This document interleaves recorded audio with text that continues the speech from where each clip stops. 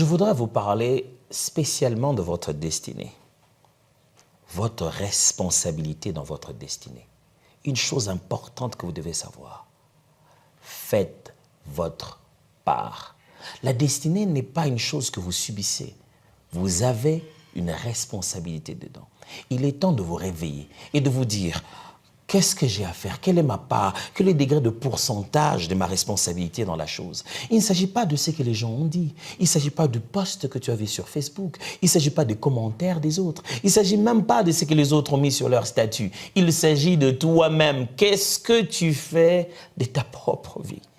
Dieu est là, les promesses de Dieu sont là. Que fais-tu des prophéties? Que fais-tu des promesses de Dieu? Que fais-tu des rêves que tu as reçus? Quelle est ta part dans tout ça? Qu'est-ce que tu étais censé faire? Qu'est-ce que tu es censé faire maintenant? Et que devras-tu faire pour l'avenir? Dieu, je suis sûr, sera fidèle avec ses promesses.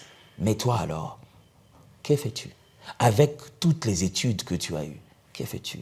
Avec toutes les prières que tu as faites, quelles sont les actions qui doivent s'en suivre? J'aimerais t'encourager dans ta destinée à prendre conscience que tu as une grande, énorme responsabilité. Il ne sera jamais la faute de papa et maman. Il ne sera jamais la faute des absents qui sont déjà morts. Il ne sera jamais la faute de ceux qui en veulent à nos vies. Il n'est même pas la faute de ton adversaire lorsqu'un combattant entre dans un terrain.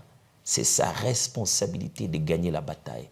C'est ta responsabilité. Ça ne sera pas la faute de celui qui te frappe. Il ne va pas arrêter de frapper. Tu es en plein combat.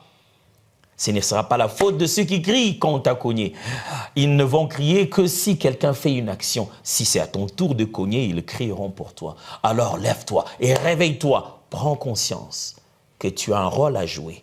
Bouge. Commence à prendre en charge ta destinée.